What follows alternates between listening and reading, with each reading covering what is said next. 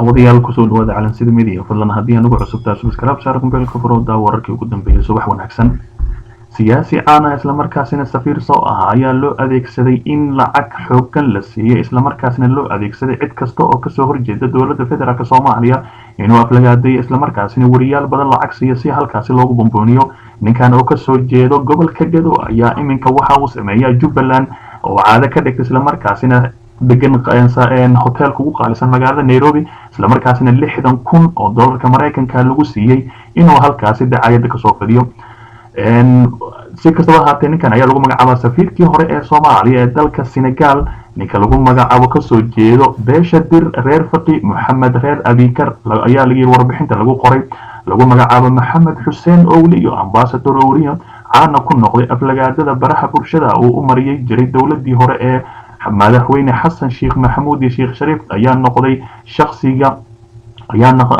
shakhsiga loo isticmaalay ragii ka hadlay Mandheera barnaamijkaasi oo ay dowladda xamar ku bixisay qarashadan 60,000 oo dollarka Mareykanka ah si propaganda loogu faafiyo Jubbaland laguna daboolo duulaanka ay dowladda federaalk Soomaaliya ku soo qaaday gobolka Gedo si kastaba ha ahaatee ninkan ayaa maalmahan ugu dambeeyay wuxuu wada aflagaadiga cayn isla markaasina wuxuu sidoo kale adeegsaday warbaahinta qaar oo afka u daboolay isla markaasina dacayada fidaya warbixintani ayaa iminka waxa soo qoray warbaahin kamid isla markaasina ninkani ayaa xogtiisa dhabta ah la soo bandhigay Owliga ayaa ahaa nin horey loogu shakisanaa inuu ula shaqeeyay ururka Al-Shabaab waa sida warbixinta loo dhigay uu safaaradda Imaaraadka ee magaalada Muqdisho ku galay hadda ka hor isagoo indhashareer xigan isu ekeysiyay qof dumar ah sida warbixinta ay sheegayso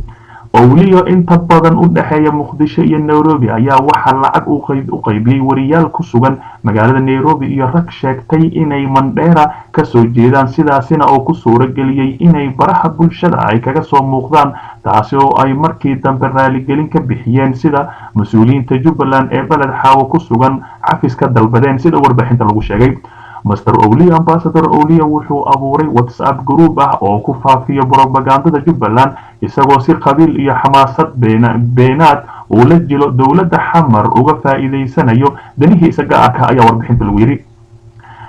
si kastaba ha ahaatee Maxamed Xuseen Owliyo hadda wuxuu ku sugan yahay magaalada Nairobi ee xarunta dalka Kenya wuxuuna degan yahay hotel qaali ah ee ku yaala faras magaalaha ama xaafadda Nairobi ee aad caan u ah isla markaasina dadku aad u yaqaaniin ninkani ayaa u dhaxeeya magaalada Muqdisho iyo Nairobi isla markaasina wax xil ah kama hayo dowladda federaalk Soomaaliya kaliya ma hadii aad aragtana afka wuxuu dadka jaraya qof kasta oo kasoo horjeedo ayuu ku aamusinaya isla markaasina waa nin aad isleedahay ninkani wasiir miya sida u difaacayo dowladda federaalk Soomaaliya taasi ayaa cadeynaysa ummadda Soomaaliyeedna waa og yihiin ayaa lagu yiri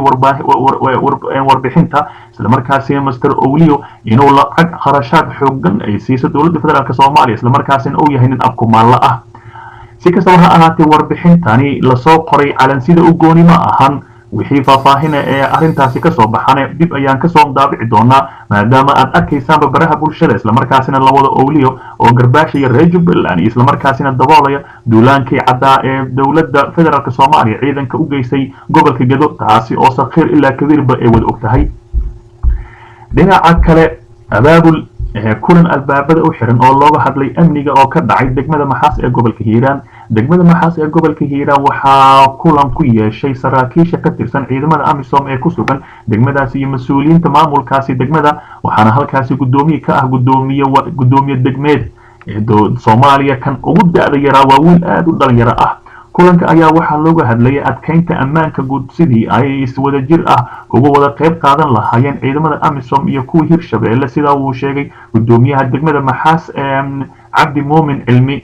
saraakiisha ammaanka ee degmada Maxaas ayaa ka wada hadlay adkeynta ammaanka guud maadaama ay soo dhowdahay dhismaha golo deegaanka degmada Maxaas ayaa yiri halkaasi ayuu kala hadlay ciidamada ammaanka isla markaasina uu sheegay in si ay wada jir ah ammaanka u sugi doonaan waxayna si wada jir ah u qaateen soo jeedintii ayuu yiri gudoomiyaha oo hadlayay sidoo kale shacabka ku nool degmada Maxaas ee uu mas'uulka ka yahay ayuu ugu baaqay inay ku dadaalaan amniga iyo horumarka si guul loo gaaro degmada Maxaas ee gobolka Hiiraan ayaa waxa ay ka mid tahay degmooyinka ugu amniga wanaagsan gobolka Hiiraan waxaana gacanta ku haya ciidamada AMISOM gaar ahaan kuwa Ethiopia iyo kuwa maamulka Hirshabelle ayaa la yiri si kastaba ha ahaatee degmadaasi ayaa iminka waxaa laga dhisi rabaa golaha deegaanka oo Hirshabelle maalmahan la isku haysto isla markaasina khilaaf xoogan oo soo dhaxgalay dhinaca kale Sheikh Shaakir oo kulamo ka dhan ah nidaamka qoorqoor ka wada degmada Dhuusamareeb magaalada Dhuusamareeb isla markaasina kulamo waaweyn wada madaxweynaha galmudug garabka ahlu sunna wal jamaa Sheikh Maxamed Cali Shaakir ayaa caawa xafiiskiisa Dhuusamareeb ku qaabilay ama xalay ku qaabilay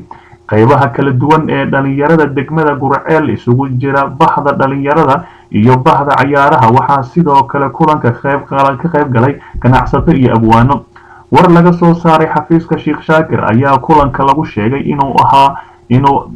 inuu ahaa hambalyo iyo soo dhaweyntii ku socday madaxweynaha galmudug garabka ahlu sunna Sheikh Shaakir oo dhalinyarada la sheegay inay ka sideen bulshada ku nool degmada Gurceel Dr. Sheikh Shaakir ayaa si diiran ugu gudoomiyay dhalinyarada hambalyada ee soo dhaweynta wuxuuna guud ahaan bulshada weynta ee reer Gurceel ugu mahadceliyay soo dhaweyntii uu muujiyeen madaxda cusub ee dawladdiisa ay leeyihiin hoggaanka ahlu sunna wal jamaa ayaa wali waxa ay ka soo horjeedaan doorashooyinkii ka dhacay magaalada Dhuusamareeb iyaga oo kulamo kala duwan ka wada magaalada Dhuusamareeb isla markaasina saraakiisha amraya si kastaba ha ahaatee arrintani ayaa iminka la leeyahay waa qoorqoor waxa uu rabaa in halkaasi xal uu ka gaaro dhinaca kale wasiir Goodax oo saxiixay heshiis uu James Iswam goobjoog ah isla markaasina si weyn ay ugu faantay dowladda federaalka Soomaaliya رئيس الوزراء حكومة فدرالك Soomaaliya mudane Xasan Cali Kheyre ayaa xafiiskiisa kula kulmay agaasimaha guud ee hay'adda qaramada midoobay u qaabilsan waxbarashada dhanka sayniska gabadha lagu magacaabo Onderey oo booqasho ku timid magaalada Muqdisho kadib kulanka oo looga hadlay arrintaasi wada shaqeynta Soomaaliya iyo UNESCO ayaa wasiirka waxbarashada Cabdullaahi Goodax Barre oo qayb ka ahaa shirkii iyo Onderey waxaa kala saxiixdeen heshiis Soomaaliya iyo UNESCO isaga kaashanayay horumarinta waxbarashada iyadoo la adeegsanayo tiknoolajiyada casriga ah ayaa lagu yiri wasiirka wasaaradda waxbarashada ayaa munaasabada saxiixay ayaa waraaqii saxiixay heshiiskana ka sheegay in Soomaaliya ay aaminsan tahay in dhaqanku qayb ka yahay sooyaalka bulshada iyo jiritaanka isla markaana muhiim u yahay horumarka iyo hiigsiga mustaqbalka isagoo inta raaciyay in Soomaaliya u taagan tahay xoojinta xiriirka iyo wada shaqeynta kala dhaxeeya UNESCO iyo Soomaaliya ayaa UNESCO xubin ka ahayd laga soo bilaabo 1960kii wasiirka ayaa intaasi ku daray in ku biirida Soomaaliya ee ceshidiyada UNESCO ee 1972 iyo 2003 waxay horseed u noqon doonaan in la dhowro goobaha taariikhiga ah ee dib loo nooleeyo haddii dhaqameedkii waxa la yiri hiddo dhaqameedkii laguna daro diiwaanka caalamiga ah ee goobaha taariikhda ah ee caalamka ayaa yiri si kastaba ha ahaatee heshiiskaasi ayaa waxa goobjoog ka ahaa ra'iisul wasaare Xasan Cali Kheyre isla markaasina aad ugu faraxsan yihiin halkaasina la saxiixay si kastaba ha ahaatee arrintaasi ayaan halkaas ku soo gabagabaynaynaa fadlan nala joog warbixinadayna